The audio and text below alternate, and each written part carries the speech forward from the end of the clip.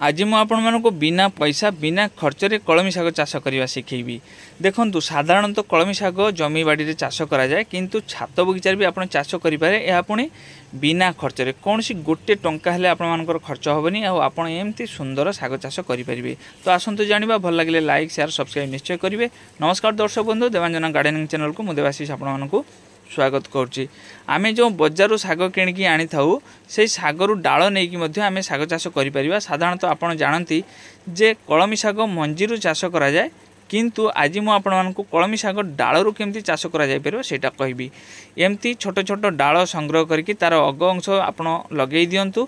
लगे दे साला परे देखिए युवा खूब सुंदर ग्रो हो छोट छोट गात करके लगेदेवे। किंतु ता पूर्व गोटे बेड प्रस्तुत करने पड़ो। जो बेड आप प्रस्तुत करेंगे से खत माटी भर्ती करके 5-7 दिन पानी देकी सेटा को पचई देबे। तापर से लगे खूब सुंदर ग्रो करिवो। नहले संगे संगे मध्य आपण लगे पारिबे। एमती माटी पाखापाखि आपन को 4 इंच भर्ती करिया पई पड़िवो। जदि कुंडरे करचंदी भलो कथा, जदि एमती बेड प्रस्तुत करके लगौचन ताहले मध्य भलो कथा। लगे साला परे एथिरे आमे पानी दे देबा। एथिरे आपण सार औषध किछि न देकी भी एमती भलो भाबरे ग्रो करि परिबे। एमती धाड़ी धाड़ी करके लगेया पई पड़िवो, मझिरे टिके फांका रखिया पई पड़िवो। पाखापाखि 15 दिन परे हमको खूब सुंदर एमती शाग मिल जिवो। ए शाग गुड़िक आउ बड़ करने जब आम छाड़ीदबा ताले यहाँ शक्त हो जहाँकि खायापाई कि आदौ भल लगे।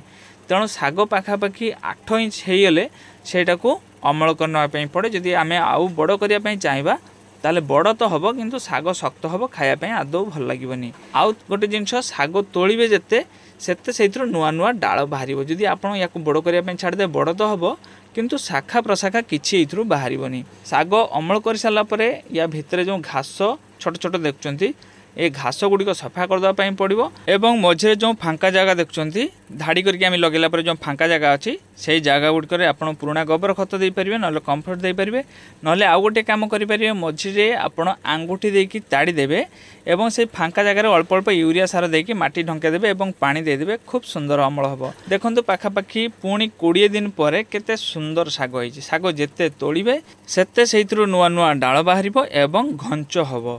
देखंतु बिना पैसा रे बिना खर्च रे केते शाग आपण पाई परिबे। देखंतु मोर जेमती हेछि आपण माने मध्ये सेमती शाग अमल करि परिबे। निज छात बगीचा रे चारिपटे इटा देकी ता भितर पॉलिथिन पुरै देबे एवं ता भितर खत आ माटी को भलो भाबरे मिक्स करके ता भितर पुरैकी सेथिरे पानी दे देबे एवं याकू लगे देबे। कलमी शाग सन्तसंतिया जगह रे भलो होइथाय, नहले दोरसा माटी रे भलो होइथाय एवं अठिला माटी रे भलो होइथाय। आपण मान पाखे जदि अठिला माटी किंबा सनसंतिया माटी नाही ताले पुराना गोबर खत को मिसेकी माटी सह आपण भर्ती करके हेतरे पानी देकी लगे देबे। देखिए खूब सुंदर से आपण शाग पाई परिबे। केवल मासे 2 मास नु आपण वर्ष जाक सेतु शाग अमल करि परिबे। किंतु प्रति थर शाग अमल कर साला परे ता भितर जो फांका जगह अछि से माटी गुड़िक टिके ताड़ी के हल्का कर देबे, जहाँ फल रे नुआ नुआ चेर बाहरिबो।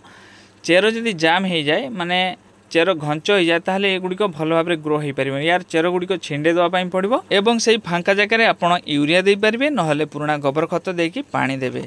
मन रखिए बेसी पानी हेले भी यहाँ भल ग्रो हेनी। पानी रे तो ग्रो हुए किंतु सेते भल हेनी।